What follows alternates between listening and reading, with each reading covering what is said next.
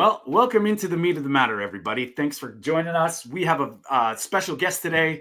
We're going to talk all things keto. There is a documentary coming out called Keto is Key, and Dr. Anna Rosa, she has a very special social media presence, and she's, for any lack of better words, one of the good ones. And she's here to talk about all things low carb, keto, her philosophies, and her perspective on all this stuff going on in the world today. And Mark has just joined us. I'm just going to make sure we're going live on Instagram. We are there. Firstly, Dr. Rosa, thanks for coming on the Meat of the Matter and talking with us today. We're excited. Thank you so much. It's my honor. Hi, Mark. Hello, Anna. Thanks for coming on. Thank you so very much. I'm really honored to be here. It's a revolution for health and life that we are building. Absolutely. And I'm really looking forward to talking to you about your documentary. Every time I watch the adverts, it just gives me chills. Yes, I am really excited about that too. Caroline and Kyle are doing an amazing work, and I filmed with them twice, and it was amazing. And they interviewed all these brilliant people. So I'm so looking forward. It's like 15 days. It's 15 days from now. It's Oh, gonna be released on Amazing. February 28th. So it's 15 days Amazing. from now. Yes. So well, let's talk a little. Let's talk. Sorry, Fiona, go ahead. we've got the trailer lined up, but I would like maybe if Anna, if you could just explain sort of your situation and how you kind of got involved with the Keto is Key. So I'm a medical doctor, and I met Dr. Sean O'Mara when we worked together in Minnesota. Now I am in Nebraska. But we are friends, and we are friends for life. He's my doctor, he's my guide, he's my mentor, and I still work with him. We work together, we collaborate together. And that's when I got to learn about visceral fat because as a radiologist and as a medical doctor, unfortunately, this is still not well taught in medical school. And I did medical school in Brazil, and I did the radiology residency and a doctorate in Brazil, and then the radiology residency and a fellowship here in the United States. And I had always heard about the consequences, right? Like the liver fat, the cirrhosis, the dementia, the diabetes, everything related, the chronic autoimmune inflammation. But visceral fat for me was like, what? Everybody has visceral fat. All the exams I read, everybody has visceral fat. And Sean brought to my attention that visceral fat is the major metabolic marker, right? The metabolic marker of producing inflammation 24/7 in your body. And when you reverse visceral fat, what you are doing is you are reversing disease, you are reversing inflammation, you are reversing diabetes, you are reversing insulin resistance, you are improving the function, the cognition in your brain by decreasing inflammation in the arteries that bring oxygen and flow to your brain. So, anyway, by working with Sean, I started describing visceral fat in my radiology reports because radiologists have the power to kind of guide the providers that are asking the exams, right? So it's really interesting that if I see a nodule in the lung, I can say, hey, this could be better evaluated doing blah, blah, blah. So by describing visceral fat, I can tell this is linked to metabolic disease, and you could get better by low carb foods, fasting, exercise, and I add all this to my reports now. And I believe, according to Sean, because I don't like keep searching on the internet, but I believe according to Sean, I was the first radiologist to start doing this in the whole world, which for me doesn't really matter. What matters is that we start and we keep building the revolution, right? We keep opening the doors. And that's when Caroline and Kyle, they were organizing the documentary, and they were interviewing Sean, and then they saw my work and they brought me in. So I'm really honored to be part of this because I know by my own life, walking the talk when I was 226 pounds, pre-diabetic with rosacea and all the kinds of inflammation, that it definitely makes a huge difference to take action and reverse visceral fat and reverse disease. Well, this is the reason why we need the likes of yourself, Anna, and Jocelyn in this space, because we only had Jocelyn on last week, and she's a fellow doctor as well. And it's just amazing to see that we're seeing the likes of you now coming out and speaking about this, because this is the reason why we need this. And this, unlike what this documentary focuses on, it's the visceral fats. It's like this is what you can't see. We all know we can get in amazing shape. You look at somebody and you see them, they're very, very skinny or they have muscles, but we don't know what's going on the inside of the bodies. Like I know, I've said this many, many times that I know two of my friends that are bodybuilders and that they're in amazing shape, but both of them are type 2 diabetics. Both of them. Yes. You know what And I mean? yep, I do know what you mean. And I, as a radiologist, I see that day in, day out, right? I open exams, CTs, MRIs, even ultrasounds. I open exams and I'm like, wow, this person doesn't have almost any subcutaneous fat. Mm, So you look at this person, you believe that they are healthy, right? mm, And then they have this huge amount of visceral fat inside their bodies. They are the thin outside fat inside the trophies, right? Mm. And you only can see that by having an imaging exam, which the mm. best one, the gold standard, is the MRI because the MRI doesn't have radiation and Mm. Yeah. does not need any intravenous contrast as well. And Mm, these people, the people, your friends who are that type 2, that who have diabetes and they look like as if they are healthy, they are the most important people for us to bring to our movement yeah. because these people are the ones that are dying from a heart attack at 40, that are having a Exactly. stroke Yeah. at 50 and getting disabled So it's because so they don't scary. know So better scary. if they are healthy, right? They are the Mm, people that, when statistically someone healthy drops dead of a heart attack out of yeah. nowhere, it's not out of nowhere. And Yeah. that's the thing where healthy people too. And it's like, well, no, because we're Yeah. not defining health in that context. You're just assuming because somebody looks the part, like Mark was saying, Yeah. which And isn't it amazing that these death rates now are off the charts at the moment? Like people are younger now dying. It's incredible. It's absolutely insane. And if you ask these people, like, were they healthy? I guarantee you the family would turn around and say they led a healthy lifestyle. They were in the gym. They were eating the healthy food. But what do you class as was healthy food? Because What is the this is health? the question. Yes. Because when we ask the question, okay, what are you eating? Same stuff. We're eating the oats. We're eating the fruits. We're eating the vegetables. We're eating a Five lean meals a source of day. protein. yeah, We're on the low fat diet. It's little like, often, well, you know what I mean? And then you're trying to explain to them like, okay, well, how long are you doing this? And they'll Yes. say, well, I've been doing it all my life. Were you on any medication? Yeah, I was on a list of medication. So how can you tell me that your diet's healthy then? mm, Yes, and they are eating like 5 meals a day and they live a stressful life and they don't sleep well, right? So all the and indoors all the time playing video games or like social media, they don't enjoy the sun, right? Mm, So these are the people that they start having health problems like when they are on their 30s. Why? Because they are eating unhealthy since they were a child. mm, Because nowadays, what do you give your child, right? You give like McDonald's, pizza, mac and cheese, mm, all these kind of things, Doritos, Cheetos, whatever, right? So juice, you give your child, your children yeah, juice, milk, right? All the inflammatory food. And you cook with vegetable oils. Like I tell a friend of mine, when I lived in Brazil, I ate 10 years of my life in a way that I believed I was eating healthy. beans and mm, rice. And I was eating a little bit of beans, a little bit of brown rice because it's fiber, right? Yeah. Cooking everything with canola oil because there mm. was a heart in the jar, Yeah. right? In the plastic bottle, and chicken and that and vegetables and 3 to 5 meals a day.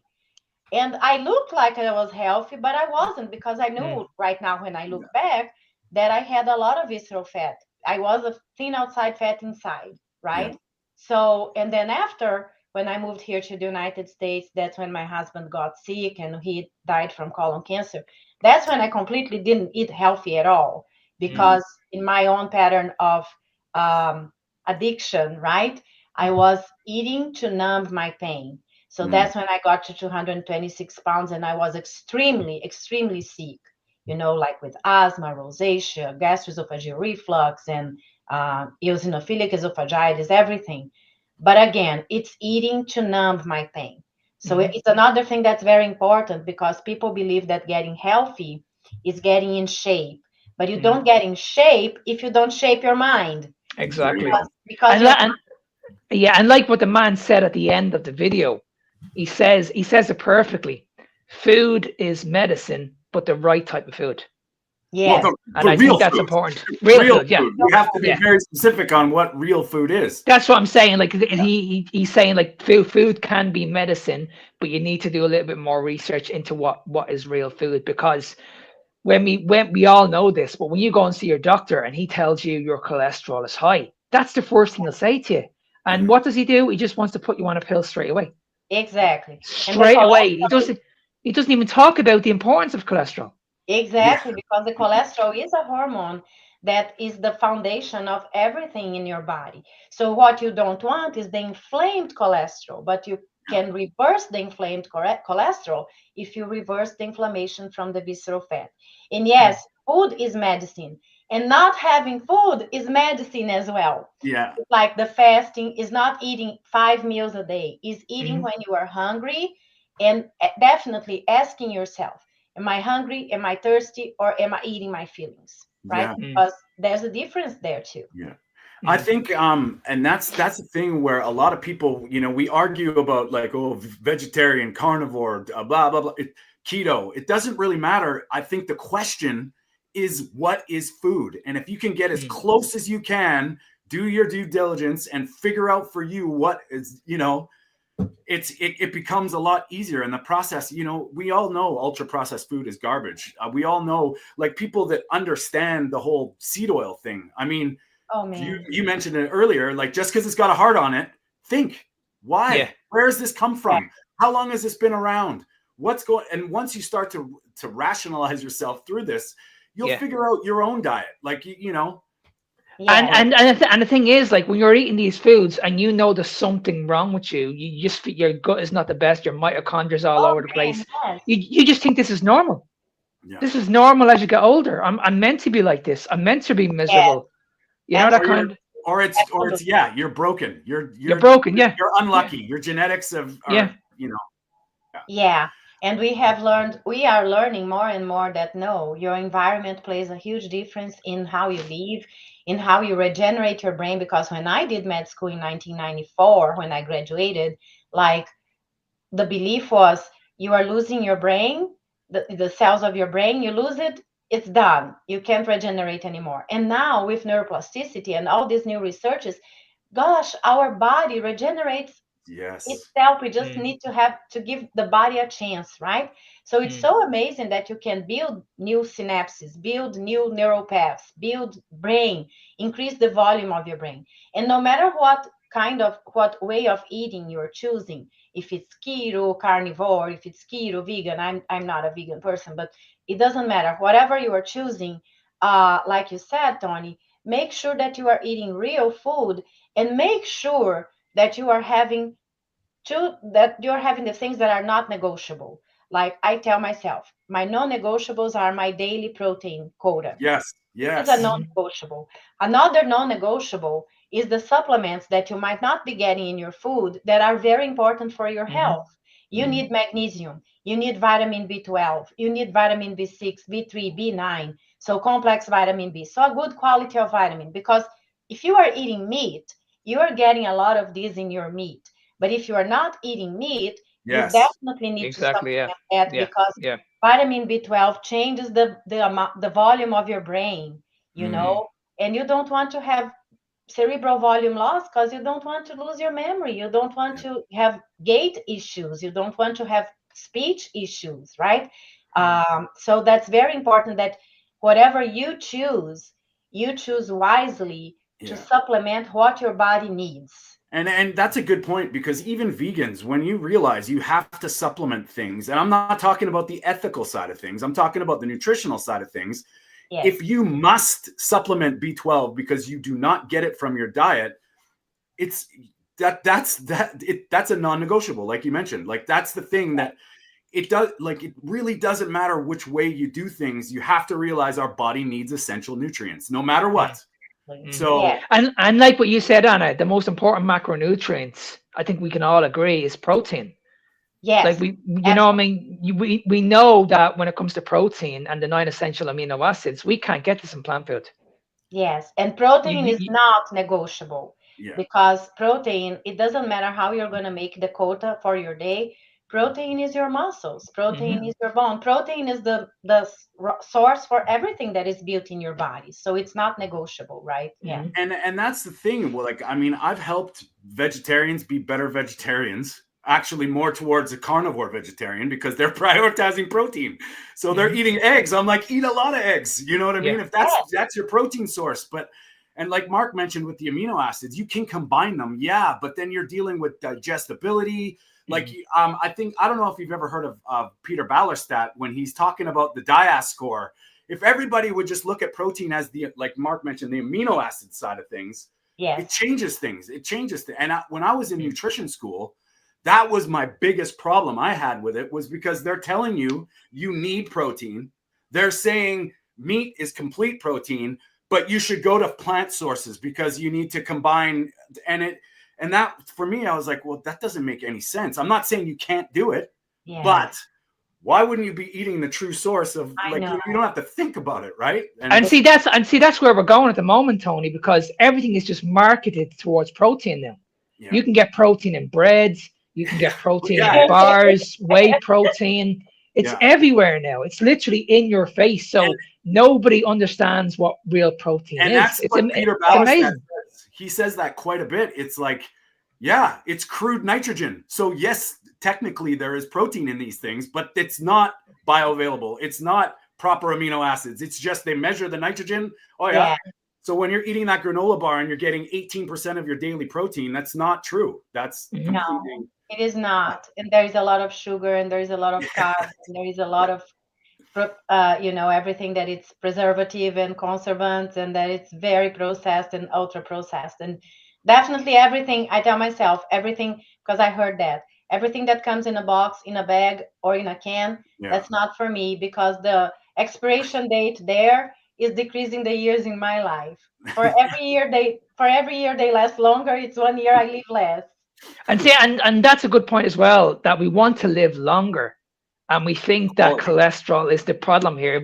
If we actually lower our cholesterol, we're actually going to live longer. It's actually the opposite. It's the Yeah. opposite. Yes, Yeah. it's the opposite. But again, be mindful. You want your cholesterol in good levels Mhm. at the same time that you are reversing your inflammation Yes. Exactly. Yeah. because you Yeah. do not want inflamed cholesterol. Yeah. Yeah. I Because the thing is, like, we'll talk a little bit about this actually, because people need to understand it's not the cholesterol it's on its own. It's what you actually mix with the cholesterol is It's the what's the yeah, problem. quality.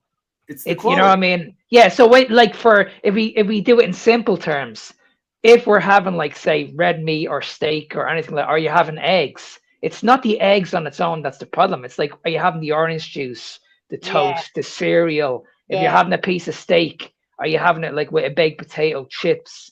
You know, I mean, you having it with alcohol. That's the problem right there.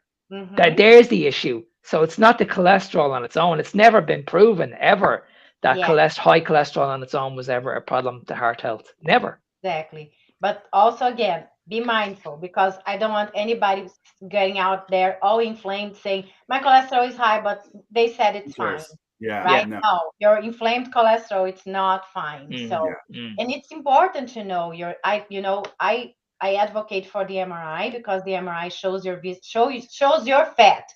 It Yeah. shows all the fats you have in anatomic distribution, where mm, they are, Yeah. and by where they are, what they mean. Which Okay. ones are inflammatory, which is the fat surrounding your heart, the fat inside your belly, that is the visceral fat, the fat in your mm, muscles, the fat in your liver, the fat in your pancreas, and the deep subcutaneous fat.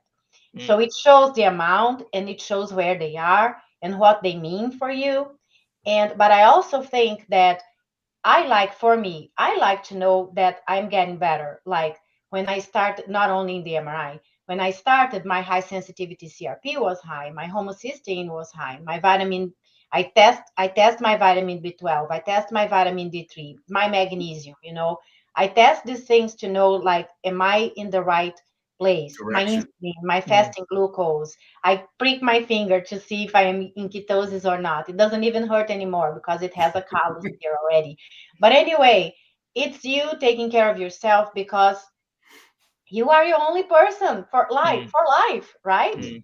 Well, it's funny that you say that too, because I mean, and I want to get into the MRIs and the DEXA scans and all that stuff, because I think that there's a missing piece that people don't really understand.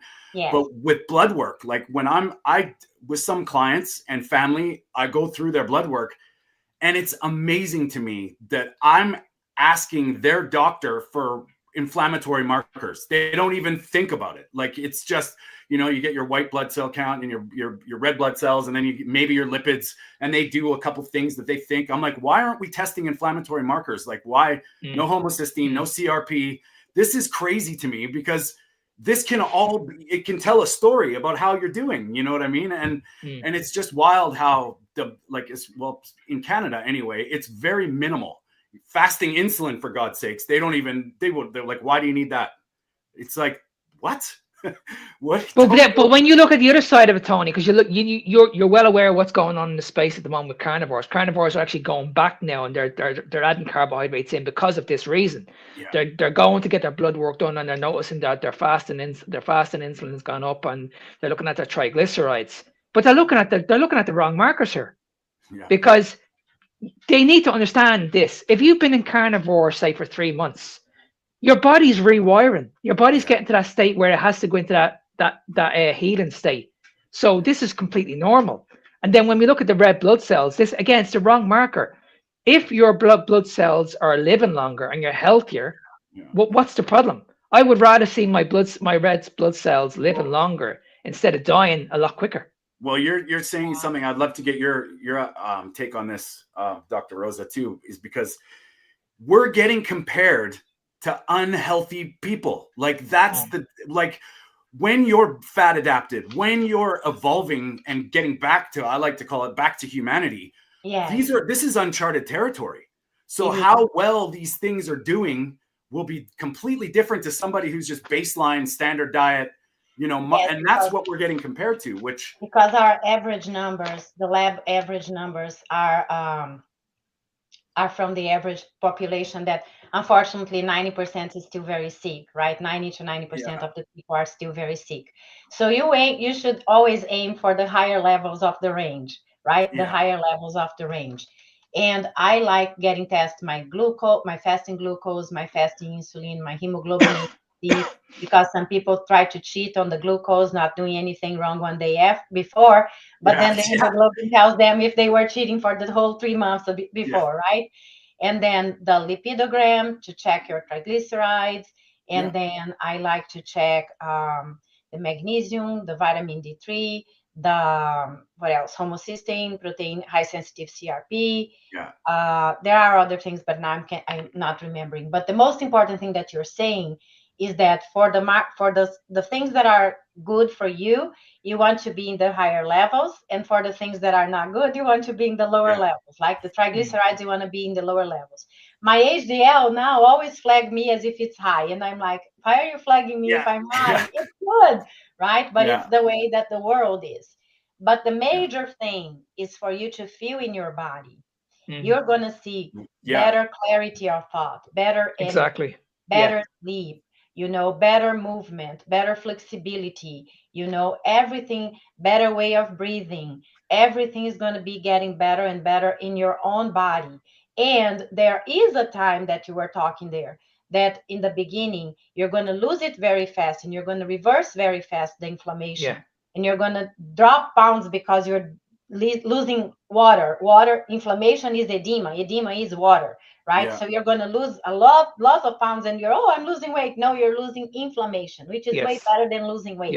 But anyway, there gets to a point that you might feel that you're stuck, but it's because your body, like you said, Mark, is rewiring. Your body got to a point, okay, what's going on here? Oh, I have a chance to heal. Wait a second. What am I going to do next? Let me prioritize here. What am I going to do next to accept the chance of healing? And then you reverse the fat surrounding your heart, because that's that gives you a heart attack. And then you still think, I'm not losing weight because I'm not decreasing my waist. Well, you are losing inflammation in the fat that you are not seeing surrounding your heart. And then after that, you lose the fat in your belly. And then after that, you're going to lose your love handles. And Yeah. at the same time, you will be building muscle, but it's a process. You don't do 10, your body cannot do like all the things together. It is doing prioritizing. I'm putting more energy here in your heart at the same Yeah. time that I'm working in the other areas. But let's fix this first because that's more important. And Yeah, because then I think. Sorry, Alex. Go ahead. Alex. go ahead. Sorry. And then it goes changing, and you start becoming leaner. And forget about the scale because you're not Yeah. gonna be That's a tough Yeah. one. Yeah. I hope you don't lose weight on the scale. I Yeah. do. Because Yeah. if you don't lose weight on the scale, that means you are burning and you are getting leaner. That means you are reversing your visceral fat and you are gaining muscle and bones. Yeah. Exactly. Yeah. I Yeah. And can't wait. I've six actually for half got, a dozen, right? I've Yeah. got And a see the. couple. And Sorry, I I've was got just a gonna. I was couple just. clients. Go ahead. Go ahead, I've Tony. got a couple clients that can't wait to hear that. Like that, it's funny how they nobody talks about that side of things. It's like no, no, no, no. This is a good thing. Yeah. Yes, I Everything is hope. getting better, and the scale staying the same. You're doing good things. Like you're getting. Exactly. And see Exactly. the. I And I hope think. you don't lose weight in the scale. I even Yeah, hope that you gain weight on the yeah, yeah, scale yeah, at the Yeah. same time that you're getting leaner because it's muscle and it yeah, is bones. yeah, Yeah. And I think the most important thing is if you're going into the carnivore diet, you're going into the carnivore diet because you want to fix yourself the right way. Don't look at it as like a diet. That's we no, want to move away from that. That's not what this is all about. And one thing that I like you said there, you want to fix your body in the right way. If you Yeah, want to fix your body in the right way, why are you using the measurements of the old way? exactly. yeah, Yeah, because when you Use the think about it, measurements of the right what way, which is yeah, not the scale.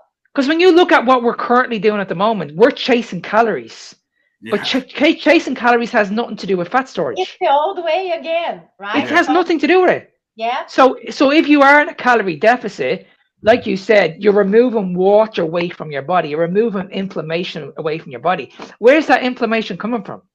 It's coming from the carbohydrates. So before you get to that stage where you need to tap into your body fats and you get to that maintenance level, you need to remove the inflammation for your body first. And that's why I keep saying to people, like when you come into this diet, first of all, forget about the weight loss. That's not the most important thing. You need to heal. And I can't tell I can't tell you how long this is going to take. This could take 3 months, 6 months, a year. But believe me, it's going to be worth it. and it It'll could be take worth it. more, but you should keep doing because Yeah. mine took more. Mine took more, almost 3 years for me to be able to really see the changes in me. I was seeing minor changes. But why? Dear God, I was 52 years doing damaging my body. yeah. Decades. Mhm. If my body took only 3 years to get better, like to for me to see results, that's amazing because I damaged my body 52 Yeah, years, yeah, Exactly. right? Exactly. Yeah. So Yeah. it's just an exercise of patience, of commitment, consistency, and compassion to you, yeah, right? But again, another thing that you said, yes, don't call it a diet. I urge people to not say that either. You yeah, are not on a keto diet. You are not on a low carb diet. You are not on a diet. The diet is the fattening diet, the Hmm. inflammation diet. The yeah, diet is what the people around you and you, the people around you are and you were eating. And yeah, me Hmm. too. The diet is what was making our muscles. Why go beef? Right? The diet is yeah, what built the yeah, inflammation in us. So when you go back to eating as you are supposed to be eating, you are not on a diet. You are no, Hmm. eating properly. The mm, people who are not eating properly are on the fattening inflammation diet. And the no, thing is, when people hear the word diet, they panic because they're like, okay, I'm going to be starving. It's yeah, not going to last. It's not sustainable. So that's why Yeah, we need to move away from that. yeah. The reason why you're starving is because this never works. It yeah, We never know we, worked. Yeah, we know we can go on a low calorie diet. We know we can lose weight on a low calorie diet, but how long does it last for? mhm, exactly. I like Like this. three I love months, your two, question. 3 months, and then you give up. Your body panics, and it's like, well, I can't do this anymore. And then you end Yeah, up putting the weight back on, and then that guilt comes and back, more. that shame Yeah, comes back, and then you say to yourself, okay, well, I failed here. This was my fault. I should have been a little more disciplined. And you have these experts that are saying that the reason why you failed is because you weren't counting your calories accurate enough, or you needed to try a little bit I harder. absolutely love everything that you said because it ties to when you say it's a diet. I'm going to try to remember the things. When you say it's a diet, you are panicking. When you think it's a diet, you are Mhm. panicking. Pay attention when you think, Yeah. okay? And then you believe you are a failure. When you believe you Mhm. are a failure, and then you give up. And then everything is your mindset. And then you don't get the success. Sustainable success is not losing the weight, reversing the inflammation is extremely important. But it's not going to be sustainable if you do not change your mindset. Mm. That's You Mm. have to beautiful. believe, you have to believe that it's not a diet. It's the way you must eat for your health. Yeah. Mm. You have to believe that it's not a failure. It's just that you didn't look at the process and the system and the plan correctly. Mm. It's not your Mm. failure. It's Mm. like if I tell you I'm going to go to the gym at 5 a.m. in the morning and at 2 a.m. I'm still working because I am on call, and then at 5 a.m. I don't go, I'm going to say, oh, I failed. I didn't go to the gym. Mm. No, I didn't plan properly. Yeah. The failure was in the system. It's like your car. Your car doesn't have gas. It's not a failure of the car. It's because the car doesn't have gas. Love it. Mhm. So when something goes out, when you believe you are failing, take this belief out of your mind and question what happened here in this process that was the breakage. What do I need to fix for the next time to work more properly? And you reiterate this over and over and over again. So then you build sustainable success by changing your mindset and by telling, like, question. You have beliefs, you have stories, you have everything and you have ways of measuring that are everything is old. Everything is old. Yeah, Everything is old. exactly. So let's just debunk all the old ways of measuring, all the beliefs, all the stories, and let's just build different, Mm. retraining our brain. Mm. So then our brain helps us build sustainable success because we believe that we are trustworthy, right? Absolutely. And see, the thing is, like when you're putting your body through these extremes, whether you're doing the training, whether you're drastically under eating, that's only having a major impact on cortisol, your stress hormone. And this is the problem. You're putting your body under enormous stress that your body just doesn't want to do this. And this is the reason why you get into this panic situation, this fight or flight situation, because your body doesn't want to do this for a long term. Your body Yeah. just wants to be nice and relaxed and just, what I mean, just go like that, just Yeah. literally level field. That's it. Even if the comfort zone is uncomfortable, it's the comfort zone that you know, Hmm. right? And I like what you said about the cortisol, because some people say, "Oh, I got a fast I did a fast of 10 days. So now I know how it feels because I was doing for my church." And definitely it is a mindset strategy, because after that I wasn't able to do a Mm. 48 hours fasting. But anyway, people say I'm going to do a 96 hours fasting. You haven't done 12 hours Mm. at all. You have to Mm. Yeah. you teach your body, right? And the other thing is, when you start doing something and it's really overwhelming, like you are feeling like tachycardia, clammy, dizzy, you are not getting the benefits of whatever you are doing. Mm. You are getting cortisol. Yeah. Then instead of your fasting helping you, you're shooting your feet, right? Well, I think that's huge too, because I don't like the labels.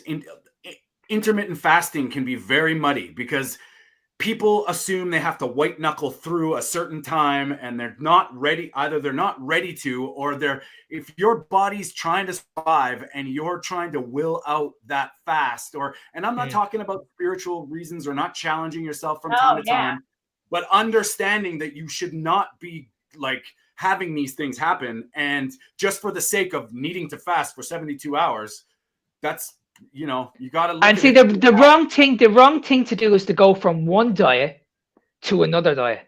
Yes. That's you know what I mean. It's like, okay, well, I've done the normal diets for years. I know what it feels like.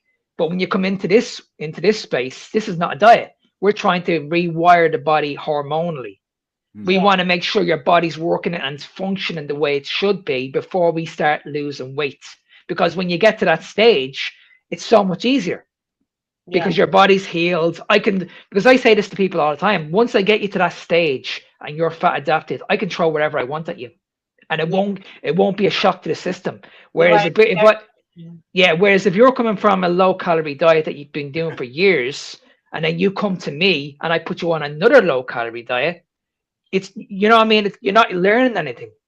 Yes. So at the very very beginning, this is what I'm saying. You shouldn't be learning about restricting going on a low calorie diet. Forget about that. Just get your body working hormonally the way it should be and just focus on the healing part. And if Yes. that, as I said, if that takes 6 months to a year, just do Oh it yeah. because it'll be worth it. It'll be worth it. Yeah. Yes. And again, the word diet, right? I think that's the main thing that happens is put in your mind, really embrace the idea and the truth that when you choose to eat proper food, it's not a diet, No. right? Even if you choose the keto carnivore, or if you choose the keto low carb, or if you choose the keto vegan, that's eating properly, right? So put in your mind, let it imprint in your brain and in your heart. It's not a diet. Everything Mm, else is diet. mm, So, but Yeah. when you're eating properly to heal your body, to heal your hormones, to rewire your body, that is not a diet. So then you get mm. out of this. Your brain wants to believe it's a diet because your brain still wants to go to the old Yeah. way of eating and the old Exactly. way Yeah. of Yeah. living because that's the comfort zone they know. It's like Tony Robbins said in a course I did once. He says in a different word, and I kind of kept that in my brain. Your thermostat is uh, 34 degrees in your house, so it's freezing, right? But it's set at 34 degrees. And then you buy a heater and you put there beside of you because the heater is the new way that it's the good way for you to do, right? So then the heater is at like 60 degrees and you are feeling good, but because you're doing what is good for you, the heater, right? Mm, And then what's going to happen? The thermostat of your house is going to kick in mm, because you did not adjust the thermostat. So no matter the heater you have here, your body is going to try to bring you to the temperature of your thermostat. You're not going to change as long as you're not going to change more than what you accept that is good, that is changeable for you. I'm not being able to explain. You guys could Yeah. help. Yeah. No, I think we mm, get what you're Yes. we pick up what So, you're putting down for sure. yeah, so it's like it's not about the heater. It's about the thermostat. mhm, You have to adjust your thermostat. You have to adjust. This is not a diet. Yeah. This is my mm. way of living from now on. Yeah. Yeah. I don't want to go to the gym. I need to go to the gym Mhm, Mm. until I get in the I never liked walking. Now I walk more than 10,000 steps every day since December 21, 21. I never skipped one day, not even when I was sick, mm, because it's my mental health peaceful space now. It's mm, unbelievable what walking does actually, because Insane. I was the Exactly. same way. You get in your head, you can take a podcast, you can take some music, you can Everything. be I read inside my yourself. Bible. I talk to people. I text. I never liked drinking water. I used to drink Coke Zero, and I am not kidding. I mm, used to drink Coke Zero as my water. I Yeah. mm, started drinking water. Now I drink 3 liters of water every day. mm, And some days I want to drink more because my Mm. body tells me I'm mm, thirsty. Yeah. mm.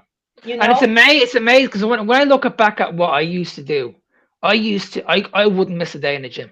365 days of the year, I would never miss the gym. Because See? every time I missed the gym, I'd be like, okay, I haven't done anything. Or if I went off plan, if I ate too much, I would literally punish myself the next day. That's all gone now. Like I train less now than I've ever trained in my life. I only train 3 days a week, and I'm only in the gym literally half an hour, 40 minutes, Hmm. and I'm in better shape now than what I was 30 years ago. Yes. You are giving your body less cortisol, less Yeah. stress too. And again, Mark is a living proof. Tony is a living proof. I am a living proof. I'm in menopause since 47. I'm 55. And I just started doing the strategies really to the T around 2023, and it's 2026. So I am living proof Yeah. that you get used.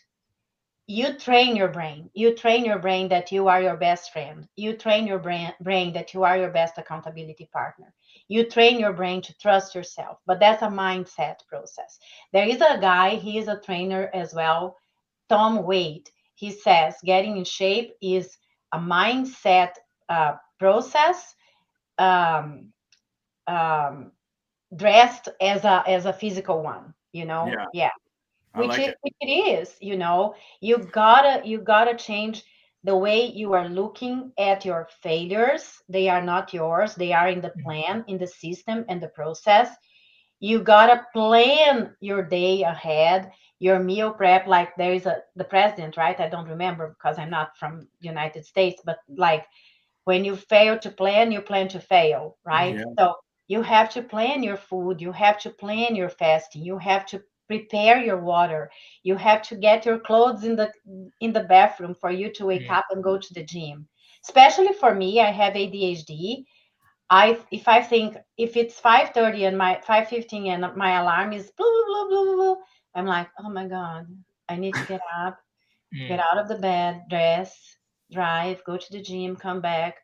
That's like a lot of energy for me and my ADHD brain.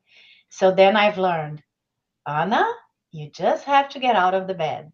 Start And one then I step. get out of the and and bed. and see and this way of eating helps with that because it gives you the amount of energy that you need, and Exactly. it helps your body to be more relaxed. Because I couldn't believe this was the biggest thing for me, the brain fog.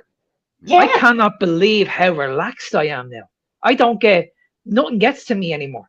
Whereas Yep. before, like if someone said something out of turn to me, I would have got into a fight. Yeah. Yep. You know what I mean? That's how aggressive I was at one stage. But Yep. now I'm so relaxed. Well, it's I'm funny. so It's Yes. funny. relaxed. It's funny that you say that too, because this is what I've found with probably all my clients, friends, and family that I've helped. We start off with nutrition or we start off with weight loss, and down the road, there's a clicking point that it's about your thinking. And Mhm. once you start that thinking process, all of a sudden you become ritualistic about your standards. You don't compromise anymore. It's not about me not eating McDonald's. It's about these are non-negotiables for me that I've Yeah. chosen based on feeling. And Yeah. when you start to feel amazing and feel these things, all of a sudden that stuff gets a little easier to focus Yeah. on. And I And mean, that's what happened for me. Like when my husband died in 2016, can't believe it's 10 years, but I had to build my life with him, um, through grief. And that's when I connected with gratitude. hmm, And then I was always in this yo-yo pattern of gaining weight, losing weight, gaining weight, losing weight, because I was 226, and then I started keto and the dirty keto, and then I was at 186, and then suddenly I was at 190, and then again. And at some point, that's when it clicked. In 2023, that's when it clicked. I was like, wait a second, I have my grief groups, and I'm telling them every day, question your thoughts, question your beliefs. Have you really lost your husband? Have you really lost your loved one? Lost hurts. The word lost hurts, but they are with us. So yeah, you did not. And I'm like, man, the same tools that I use for grief, I can use them for health. Mhm. And that's when I was like, wow, wow. And that's when I started building sustainable success, Mhm. because it's walking the daily one step at a time in love to me. yeah, One step Absolutely. at a time, Self-love, questioning. Yes, 100%. one step at a time, questioning the beliefs, the thoughts, the stories that come, and breaking the patterns and building new ones. And I love when you said compromise, because it's another word that hurts. Because now I tell myself, I'm not doing anything, I'm not compromising when I yeah, don't eat, when I don't drink Coke Zero. I'm not compromising when I don't eat pasta or cake. I am investing. yeah, Exactly. I Yeah. am yeah, investing in my life. I am investing in my body, the vessel of my soul, right? Mhm. So I am investing in becoming the best version of myself that I say, living an unhindered life, right? There's nothing holding me back. I'm breaking the chains of sabotaging Yeah. and building a limitless legacy for my ancestors. My grandma suffered with diabetes type 2. My mom suffered with ovarian cancer. My husband suffered with colon cancer. I honor them. I don't need to suffer and for it as well. I Absolutely. Yeah. honor them, and then I build my limitless legacy for me and for my loved ones, for the future ones, Yeah, right? you want to be that like that Break the strong past. that yeah, you want to be like that strong leader, that strong role model. Like we all go through Yep. pain in our life, but it's like, okay, how do I deal with this situation? Do I go on that track, or do I control my situation? Because Yep. you can actually go out of control in that situation. Absolutely. You know what I mean? That's like, Right. okay, well, how can I deal with that? Instead of going through all the grief and all the pain, how can I improve what I'm doing? And then Yeah. be a role model around the family and and support the family a little bit more. Exactly. And it's your choice. And you get to choose. There is a client in Sean's group. He says, you choose your hard. Hmm. Either is the hard that you are doing now that looks hard when you have to choose the carnivore or when you have to choose exercising or when you have to choose sleeping, whatever. It looks hard now, but in the future, it's going to be better, right? You are Hmm. building muscle, you are building bones, you are building cognition, you are building fun for your life, Yeah. right? Oh. Or you choose your comfortable zone now, but you're going to get the hard later. And You just have eventually to be you able get, to stand up. Do you know that the major thing that people complain at nursing homes is that they are not able to stand up from the toilet seat? I wow. heard that. I read that this I read this last week, and I was horrified Yeah. because I saw this happening to my husband, but he had cancer. So Mm. he definitely lost his muscle in a blink of an eye. But Well, there was one day, and I was super overweight, so I was 226. So I didn't have Mm. muscles either. But he went to the toilet, and he wasn't being able to stand up from the toilet, and that just clicked to me this week as like the sarcopenia frailty that we can prevent. He couldn't because he had cancer, but like anyway, um he wasn't able to stand up from the toilet. And then I tried uh, getting him up, and I couldn't. So he fell. I fell, like I held him until he sat on the floor. None of us were able to stand him up. I had to go out of my house, ring the bell on my neighbor who was a police wow. officer, very like strong guy. He came to my house and he grabbed my husband and he put my husband on the bed. So what happened to my husband just clicked. It always clicked in my brain that I wasn't able to help him at that moment, Mm. but it just clicked in my brain that is the loss of muscle that you Mm. can prevent. You that even if you have cancer, you still can build your muscles as well. But again, it just clicked that what happens in nursing homes, that is the major concern, is that people don't are not able to stand up from the toilet It's seat. such an important message on it. It really is. Like It's it's not. like, It's nothing, right? We take for granted. Well, I'm that's, yeah. standing up I from my think chair that's, now. I think See? that's Mm. the biggest thing, that we take all this stuff for granted. And Yeah. I tell people, I'm like, you don't realize it's that one time you step off a curb. If Yeah. your body is not able to, you slip. You know, these are stupid accidents that happen to us Yeah. all. And if your Yeah. body's not prepared, the older you get, and this is the stuff that I try and tell people, I'm like, you're not thinking about this stuff right now, but when you can't tie your shoes or you get stuck Oh my. down there, Yes. what happens Mm. then? Like that was my wake up call for walking as well. Because my dad, he was a surgeon, and but he had like, my God, my dad had severe visceral fat. His belly was like that. Mm, So he was brilliant in his brain, but completely frail. He fell, he broke his wow. hip, and he declined, and he declined. And 3 months later, he was in the hospital and he died. Yeah. But, and I saw his CT, but I didn't need to see his CT to know that he was pure visceral fat and no muscles. Yeah. Mm, But he was so sharp in his brain, and he was saying, I am dying because I am frail. mm, And that's when I started walking in September 2021. He died in August.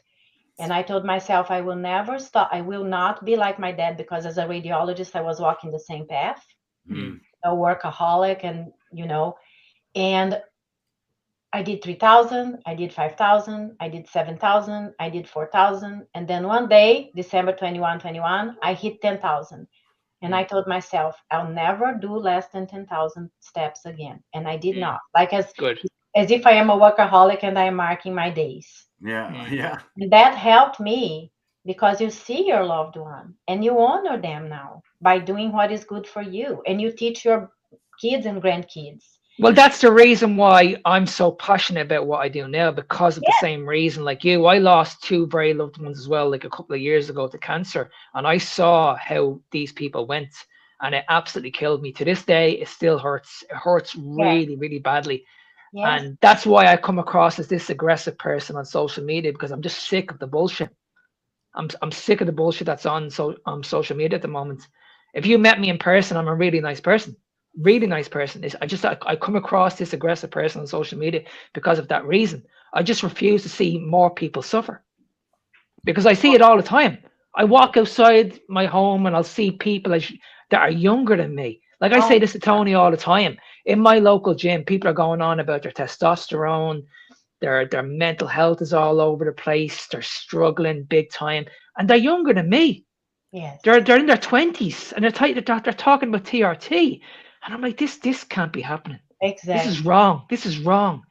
And then, like, I know Dr. Boza said, or what the doctor said at the start of the documentary, that anybody that has a cholesterol of under 50. Oh, you're yeah. in big trouble. I need to stop you, Mark. You're dead. Because we brought Dr. Anna Rosa we were on talking about the documentary, and we talked about so many other things. So I want to play that because I think what you just said, Mark, ties into like the whole thing about visceral fat and how, if not the biggest marker of your health, yes, you should be damn well aware of it. Like this is a big thing. So I'm like, we got to talk about this. This is crazy. But I mean, I love our conversation. That's awesome how we, let's watch the documentary, because it's amazing. I'm gonna put on the clip, and we will post the timestamps for everybody on the lives. If they're watching the replay, we'll put the timestamps in on these things. So, but I will bring this up, and just bear with me 2 seconds, guys. We'll watch the clips the previews about a minute and a bit, and then we'll get your take on it. Yeah. Okay. Let's see here. Yep. In a really sick cardiac patient, if you only have a cholesterol of 50, you're in big trouble. Because that aorta opens up, you're dead in seconds. You don't live long if that thing ruptures. He said, Lindsay, this is about as bad as you see. When you look on the inside, you're morbidly obese. Fat is not supposed to be in some places of the body. Fat is supposed to be stored in fat storage. Have we been describing this as radiologists? No. Most doctors will look at, oh, this number's high, here's a pill for you. Essentially, he has a death sentence. What did our ancestors 500,000 years ago eat? We had limited food availability, and it would be unnatural to not go in a state of ketosis. Now we have foods that are just rich with fructose, damages mitochondria. Know what you're actually putting in your body. Learn to count your macronutrients. When they explained to me where I had gone wrong, that's when I realized why I was so sick. You can reverse prediabetes and type 2 diabetes by putting somebody on a ketogenic diet. Every patient deserves the best shot possible. That incorporates the best diet possible, which we think is a ketogenic diet.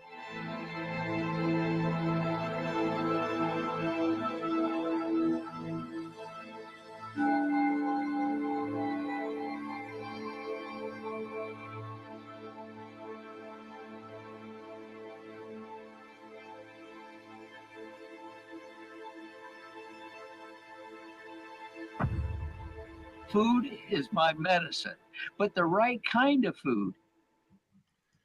Wow. I'll tell you what, I'm like, just to have your name with a lot of those people that I've looked up to over the years. I mean, Dr. Thomas Seyfried, God bless him. I mean, if everybody knew about him and his, cancer as a metabolic book, And then Sean O'Mara too. It's wild because when I first heard about Sean O'Mara about 6 years ago, it just everything starts clicking, and you're like, wow, this is. And then you see the medical, like, I mean, Mark and I talk about this a lot. Is the medical system is not on your side? Why aren't we testing for this? Why is this not a?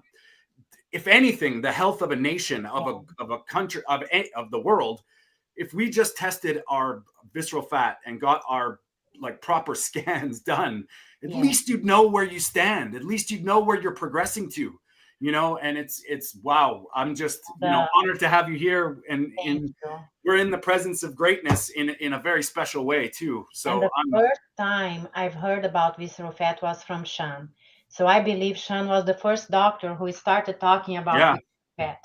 After him, everybody started opening their eyes and paying attention to visceral fat. So I give him the credits of bringing all of us to awareness of something that is important and bringing life to people in a way that you can reverse the disease in you, reverse the visceral fat. And his strategies are amazing that connect to the strategies of carnivore. He brings the fermented food, which I definitely believe. One thing that I wanted to say is it's very important that we spread this movie, we spread this documentary, we keep talking louder and louder because some people look at for example, the food pyramid. Some people look and say, oh, but it's not good. Hey, everyone, any progress is progress. Yes. It's not about perfection. Just for the food pyramid to be inverted, it's a blessing. To be acknowledged, right? Exactly. It's a blessing. So let's just keep talking louder and And louder. see, that's the reason why we decided to do this podcast, Anna. We never came across as, okay, you need to do this diet. We always said that, okay, just listen to us. Yes. Just listen to what we're saying, and then you can make up your own minds. Yes. You know what I mean? We never came across as, okay, like we never said once to anybody that you need to do it. But you know, Mark, when you're saying that, I kind of like this is where this Keto is Key documentary is coming, because a lot of the different doctors and the people that are on there are not one specific. Anthony Chaffee was interesting, and if you listen to Anthony Chaffee, what he says is a ketogenic diet. That includes a carnivore diet. The carnivore diet is a ketogenic diet. Yeah. And when you're looking at, like, if in my opinion, the most prominent cancer researcher ever in history, Dr. Thomas Seyfried, and I've seen interviews with him almost in tears, saying, you know, if people would just listen to me, you keep doing your thing in the medical system, just listen to this. I think, and Dom D'Agostino with his, like, when you understand where he comes from, he's dealing with NASA, he's dealing with Navy SEALs, like he knows he's got his chops, and the guy looks, you know, he's pretty beefy. His physique is second to none. Like, he's ripped, and he's been a keto for since I've learned about low carb. And then you have the Sean O'Mara side with the visceral fat and the carb, even Rob Sivas with the carb addiction. Like, this is all, it's very obvious to us, but I think that's the thing that people miss. It's not about a ketogenic diet even. No. It's a real human diet. I think the most important thing is, like, we just want to be, you want to be on, if anything, you want to be on a low carbohydrate diet. Like, no matter which way you look at it, low carbohydrate, keto, carnivore, it's like pick one. Pick one, wherever one you want to do, just pick one. I mean, I think that's the food pyramid inversion that's beautiful, because their grains are unnecessary. They're not necessary. So stop telling the world that they are, you know, and that's a big message. And what I would say too is, like, an apology as a doctor, you know, like, we were not taught this. We are not taught this. And unfortunately, everywhere in the world, we work extremely long hours through a lot of stress. So many doctors don't have time, but mainly don't have energy to get updated. So it's our work as well as patients. And I'm a doctor, but I'm talking as a patient. It's our work as a patient to bring these updated versions to our doctors and discuss with them. So then we open their minds. And the doctor who doesn't want to open their minds, maybe it's not the doctor supposed to be your doctor, but you don't have to condemn that person either. Yeah. Right? But I'm glad you said that, Anna, that you weren't taught this. I wish more people, I wish We're more not. doctors were honest with you, because like when you ask a doctor the Yes. simple question, like how many years did you study nutrition? He won't even give you the answer. No. He won't And even give. He again, won't even answer you. we were not taught about visceral fat either. We are Yeah. taught about everything, the consequences, like I said, the liver, the pancreas, the brain, everything, the chronic inflammation, inflammatory diseases. We learn all of this, and we are there to take care of you. We said we do not want to do any harm, but again, we were not taught. So we are learning, lots of people are learning, and that's what I'm saying. Let's keep advocating, let's keep talking, let's keep um, being louder and louder, and let's keep like advocating for CPT codes for doctors to have more time as well to spend with Yeah. metabolic health. You know, yes. I think I think that's a big lesson. That's a big lesson here. It's not personal. It's not doctors. This is a system. No. This is a global system that's failing, Exactly. not people, right? Why can't we not work together? Yeah. Yes, it's easy to You know what I point mean? finger and say, "Oh, the doctors don't know this. The doctors are not doing that." And I agree. You know, I wasn't doing this. I didn't know that. But I'm learning, and it's a process of learning. So the same way that I'm learning, and the same way that these brilliant doctors are in the documentaries, let's just let's just take advantage of the time that we are right now and really build a revolution for health and life, like I'm saying. Let's just talk louder. Let's just advocate. Let's just contact the politicians. Let's just, you know, ask for the colleges to change. Let's ask for CPT codes instead of pointing fingers that the food pyramid doesn't look good, or the doctor is not knowing that. Let's come together as a coalition and okay, the food pyramid changed a little bit. What do we need to do to change it better next? Exactly. And faster and Exactly. faster, the next time faster, right? And the doctors don't know that. How could we help the doctors to start learning that? How could we help the colleges to be obligated, required to bring that as a knowledge? So then all the doctors from now on are going to know it um, during the time that they are getting trained, and they will not need to be looking at this at 1 a.m. in the morning when they have to wake up at 6. Yeah. Right? Yeah, just like having coming together, like you said, we are all together on this. It's that we definitely need to come together to help each other with knowledge, to help each other with support, encouragement, guidance, wisdom, right? Yeah. Yeah, because the thing is, like I Send said, a documentary for your doctor. Send a documentary for your doctor. yeah, Right? because like I've said this all the time, like we all want the same thing. We all want to see people get healthy. Yes. But I just don't understand why there's this divide. I don't understand. I can't understand why we just can't listen to each other. Like I've never once said to any doctor that I call out, I'm gonna be abusive, or I'm gonna do any nasty things. I just want to have a civilized conversation with you face to face, and let's see if we can come up with a solution. That's it. Yes. But they won't do that. It's like I have the PhD here. I'm the qualified person here. Yeah, you're qualified, but you know nothing about nutrition. I do. Yes. Well, I have a PhD too, and I am learning together with you and together with everybody else. So again, I'd say that in my grief group, and that's funny that you're bringing this. Some people are going to listen. Others, no matter what you tell them, they're not going to listen. You know, they didn't, like, I'm a Christian, they didn't listen to Jesus Christ. So why would they listen to me? But again, in my brain as a Christian. But on the other hand, it's like the grief. When you are grieving, there are friends that they just want you to move forward, move on. There are friends that will sit on the bench and hold space for you. So you just have to understand which friend is which and drop your expectations. Otherwise, you're just going to drain your energy. Like, there are the friends who will sit on the bench. There are the friends who will travel with you. There are the friends that will go out. There are the friends that will never show up again, and you just put them on the shelf. So there are the doctors that will come with you, and that's great because then we are building a coalition.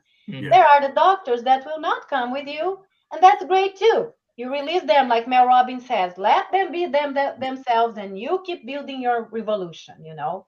Yes. And that's something to be said as well. And this is where I try and explain this to people. Now, if you have 2 physicians, 2 PhDs, 2 MDs from the same school, the same training, the same money, the same foundations, whoops, they have a difference of opinion. Who do we listen to? Well, why don't you listen to both and then start the process? Why would they be saying this? Why would they be saying? And that's where I look to doctors like yourself.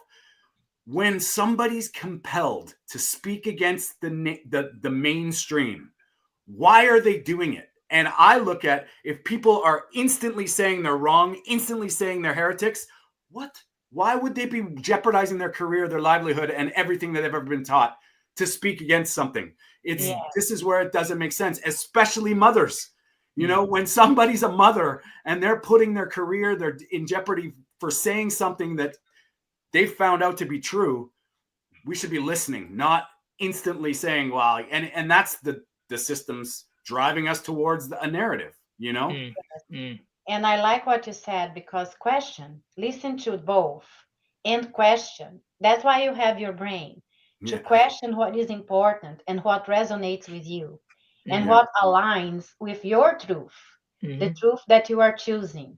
The truth that you are experimenting with yourself, because you are experimenting with yourself. Like, oh, people can have kefir, whatever, yogurt. I can't. Why? Or cheese. Why?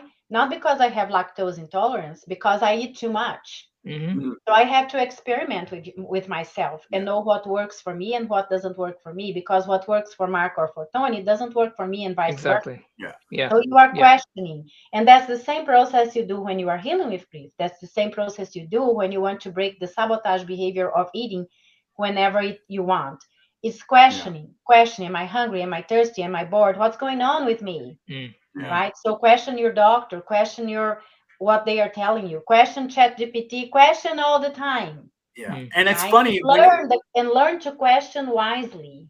And when you find an answer that might shock you, that might question it some more, you know, like don't just be open. It's interesting, because it's that whole thing where we're all not the same. We all have different lives, different lifestyles, different influences.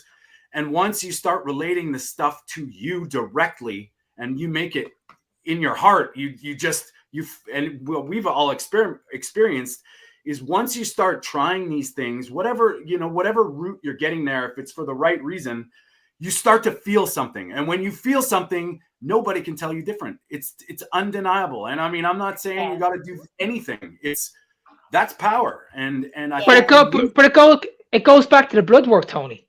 Like, why would you get blood work done if you feel incredible? Why would you even go near the doctor if you feel incredible? That's what I just don't get. Like, well, I mean, I think, you know what I mean? I could be a little bit worried about my blood work and say, okay, well, I'll go and see my doctor. But like, the way I am in my life at the moment, I have tons of energy. I sleep well. I feel good. I look good. I'm like, well, why would I even go near a doctor if I'm at this stage of my life? I just feel like at this stage, you should be in control of your life. I think that's very, very important. If you're able to control your life, then you're probably on the right track. I mean, I think it's about how you feel. How you feel is the most important thing. Like, it doesn't matter. Like, anybody can tell you anything. If you feel great and amazing, that's a good thing. Again, it's variable on how you feel. It's variable on how you feel reassured. I could feel really great, but I like seeing my blood tests. Yeah. You know, so again, it's just respecting. You don't care about getting your tests because you're feeling great and you are feeling great. I care about my blood tests because I'm feeling great and I just want to see them and celebrate. And and there's another side of that too, is I have a problem with surrendering my power to somebody else blindly. That's the problem. If I go to a doctor and they see something and they can't talk to me with, you know, okay, well, we're going to be proactive here. We're going to talk about some solutions. They just tell me to go on a drug because I'm not meeting the criteria. And I don't think we want to be empowered to be healthy, not scared into a corner where And that's where it's like, once you start seeing the stuff, you can just see you just have to do a little research on how these medications came to be, the lifestyle medications, where they came from, how they're, and it's not the doctor's fault that that's the standard of care. Who's that? You know what I mean? We gotta go deeper. We gotta go to our governments and say, but when you look at the obesity rates now, again, when I go back to control, these people are saying that, okay, you cannot control this situation yourself. You have to take this injection. There's no way you can do this. You've tried the low-calorie diets. You've tried the training. It doesn't work. We have the solution for you. So it's like, okay, you can control that situation if you do the research. You need to go out and just look for it because it's out there. I mean, people Even need to be if you guided. use the injections, you are only going to be able to control the results of anything in your life, either health, weight loss, reverse inflammation, good relationships, your job, if you change your mind. That's how you control the situation, right? That's how you build sustainable success, grounding, like Mark says, I feel calm now. And how do you do that? By questioning. And how do you do the questions? You have open-ended questions. Anytime you are talking to yourself or to someone else, you don't want a yes or no. You want the what, the how, the when, where, the why, yes. Why can be defensive, offensive, whatever. So go for what, how, what, when, where, and always believing in your body and in your mind that you are investing, not compromising. Yeah. And what you said that it's so important is like feeling. When you change from knowing to knowing, it's a huge difference. That is your why. That is what's gonna keep you standing when everything else is falling apart. It's knowing to knowing by open-ended questions. By open-ended questions. It's not because again, it's not nothing. Nothing is already black and white here, all or nothing. But like, it's not always. Everything has a good and has a bad. Nothing is always good or nothing is always bad, right? So we're talking about you were talking about the injections. Yes, the injections could be bad. Yes, the injections could be good. What are the questions you are asking to yourself? What are the questions you are asking to your doctor? What are the questions you are asking to the process of using or not using the medication, of doing or not doing the ketogenic way of eating, not diet, way of eating?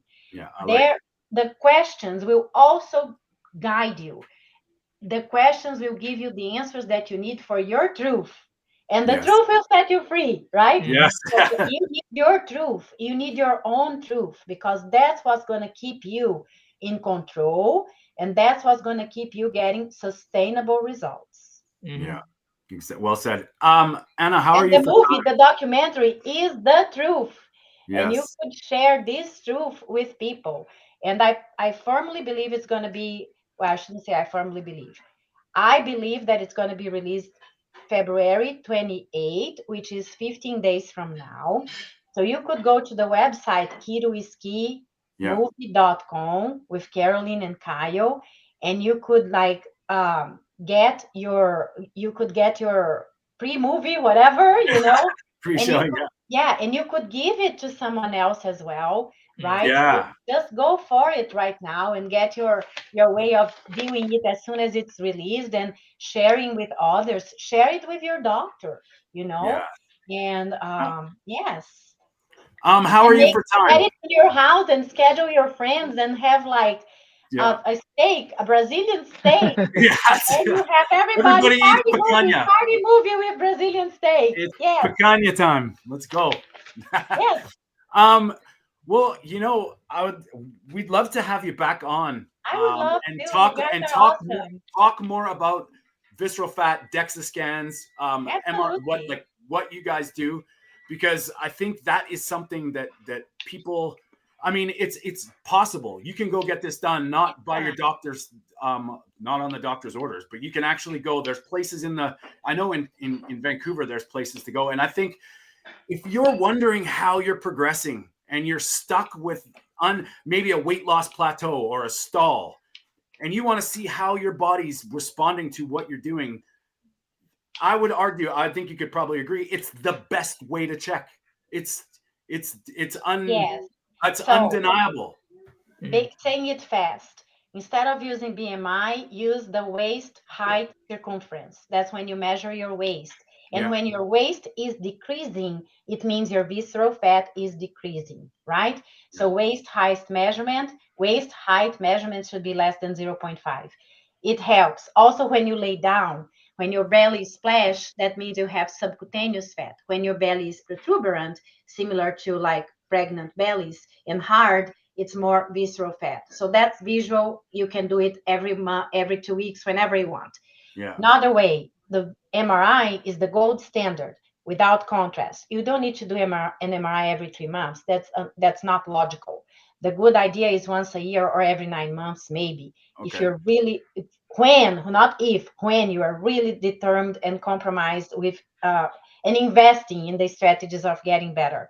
So then the MRI, again, is the gold standard because it's going to show the fat surrounding your heart, surrounding in your belly, in your muscles, and the visceral and the subcutaneous, superficial, which is good, deep, which is not good. And for you to track your trajectory, the DEXA scan or the bioimpedance are awesome. Why? Because you are seeing that you are losing fat, which is what you want, and at the same time, you are gaining muscle and gaining bone mass. If you are losing fat and you are losing muscle or bone mass, you are not in the right track. You have to rise up your plan here. You have to do more strength training. So you want to lose fat and gain muscle and gain bone mass.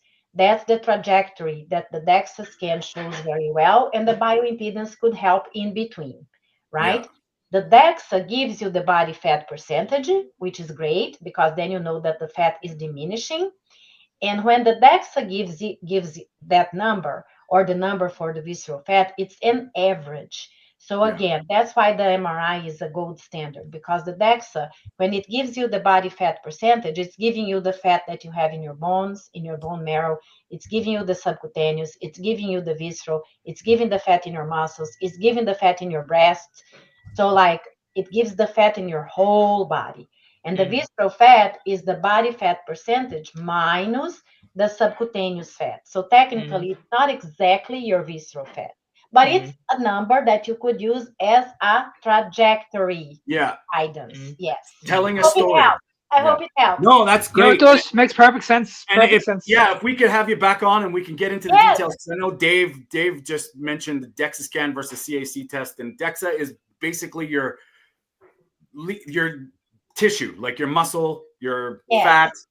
The CAC is just for coronary the plaque in the arteries, for coronary arteries to see the calcified plaques. It doesn't see the soft tissue plaques. It doesn't measure the soft tissue plaques. It measures the calcified plaques.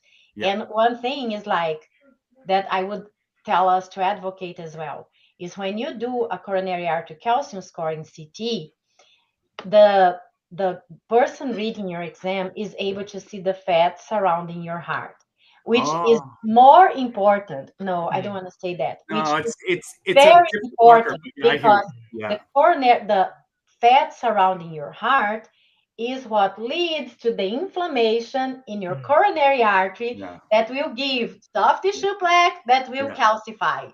So the coronary artery, the calcification in your coronary artery that the CAC score gives you is a consequence of the fat surrounding your heart. So it's very important to know how much fat you have surrounding your heart too. And then we definitely need to get you on it, because I'm having a conversation with somebody about this now next week, because he's in this space, he works in this space, and he's going on about stuffed fat cells, and if we had too much fat, this can lead to insulin resistance, and this can lead to diabetes. How you build visceral fat? What happens in your body that you are building visceral fat? What is visceral fat creating? Insulin resistance, prediabetes, diabetes, and all this other stuff, right? Dementia, vascular dementia. But what I'm saying is, though, this guy he's not talking about the sugar aspect. He's talking about if we consume too much fats. Oh, okay. So if we consume too much fat, this is going to lead to insulin resistance. A stuffed fat cell is going to have the same impact, and this is going to lead to pre-diabetic, which I don't think is right, because this is what I don't like about the carnivore space, is because when you're getting your blood work done, it's the wrong message. You're focusing on the wrong thing here. Yes. Whereas if you look at your triglycerides, if your triglycerides are going up, well, all you have to do, Mark, is look at visceral fat. and look at your blood cells as well, though. Look at your red blood cells, because just because your glucose is going up, we know that if your blood cells are getting healthier, yes, your blood cells are able to absorb more sugar. Well, hemoglobin A1C can be. Yeah. So it's the wrong marker. So it's like, okay, well, hang on a second. I think what you're doing here, you're giving out the wrong information. You're convinced that we should follow your blood work. But I would be saying, okay, well, why would I follow blood work again, what we've been saying, if I feel really, really good? Now, if you are struggling to lose weight, that's different. Because this is what we've been speaking about at the very, very beginning. When you do carnivore at the beginning, everything works really, really well. You're healing the body, everything works really, really well. But then you're going to hit a plateau. You're going to like, okay, well, I'm doing everything now, but I can't lose the weight anymore. So this is what really drives me crazy with the carnivore space, because they're just saying you can eat as much as you want. But that's at the very, very beginning. But when you get to that stage, that's when you need to start tracking your macros. So that means if you need to drop your fat down and maybe increase your protein, if it works for you and you're... We just lost Mark. Him. You got kicked off. Sometimes his Irish internet goes batty. So well, I was talking about not needing the blood work. Yeah. I am a person that I use the blood work as my accountability partner too. So that's why I get mine. But yes, go ahead, Mark. I was just saying, because I think that's the most important thing, is that when you get to that stage where you're metabolically flexible, you're fat adapted, it's like, okay, you're not broken. You don't need to introduce the carbohydrates back in. It's just a matter of just titrating the macros. So you might need to bring the protein or the fats down, increase the protein. And if it gets you the results and you look amazing, that's all that matters. That's all that matters, because you're the researcher, not your doctor, not your coach. You're the research. You are your own research. You are your own project. Yes. Well, and I love you saying you are not broken, because you are not broken. Listen to this. You are not broken. You are hurting your body, which is completely different from being broken. Exactly. When you give your body a chance, your body heals fast. And even if you don't believe it's fast, just stop and ask the question, for how long have I been hurting my body? Yeah. So then you will understand that you give like maybe 3 months for every year, and look at that. If you are damaging your body for 50 years and you give 3 months, in 3 years you probably are going to be fine and you're going to be way better. And again, it's not about it. There will never be a final point. There will never be a final destination. Oh, I'm really healthy right now. There is always room for improvement, and there is progress, not perfection. So then you decrease stress in yourself. You decrease the stress. And your body's constantly healing. It's just doing that. And if you give it the right formula, it takes care of itself, and it's always doing it, you know? Well, Dr. Ana Rosa, this has been an amazing conversation. There are so many places I would love to go. I hope we didn't deviate much. No, well, you know what? Honestly, Anna, we could have done another 3 hours in this. Yeah. I love talking, yes, but I hope I didn't deviate, because you said, I want to talk about the documentary, and we didn't talk much about it. Well, we have to have you back on and have definitely. Maybe when the documentary comes out, we can come and kind of do this again and really focus on it. And because I think you bring a side of this this space, if you will, that is very real. And I think your voice. I say this quite a few times, quite often, but when we talk to people that are doing things, and it's necessary, and I think you're a very necessary place in this, and you're inspiring too, from your history and what you've been doing. And How do people find you? Where can they go to, if you want to give them any information to find your stuff? First of all, thank you for your kind words. I do appreciate them. That's really important for me. People find me on Instagram as Ana Rosa Gratitude, and my website is anarosagratitude.com. And I am also on TikTok. Everything is Ana Rosa Gratitude. And if they will go to my website, or if they would go to Instagram, I do have a 5 minutes reset on gratitude that I would love to give to whoever contact me. It's very simple, and gratitude definitely changes your life. Gratitude resets your brain and releases oxytocin, dopamine, DHEA, serotonin, decreases cortisol for everyone who likes the science. But gratitude connects you to your heart, from knowing to knowing. Yes. Beautiful. Beautifully said. And if you can just hang on for a couple minutes after, we'll get all the details.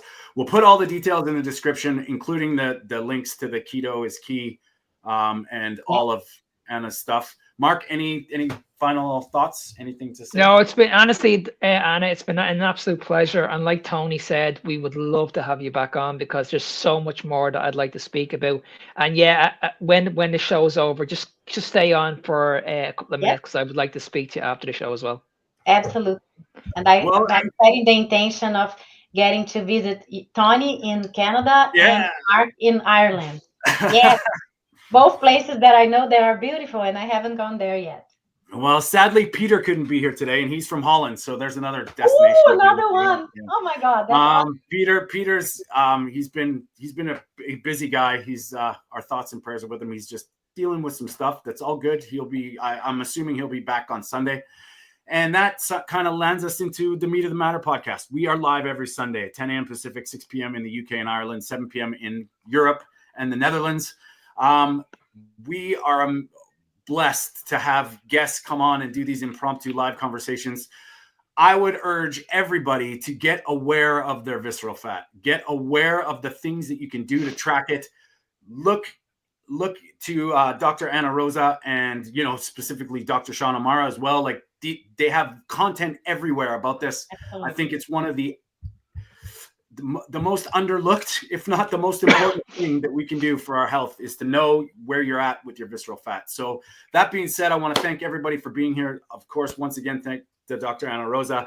Check out the Keto is Key documentary. It's all over the internet right now. You can find out where the pre-shows are and when the release date is coming.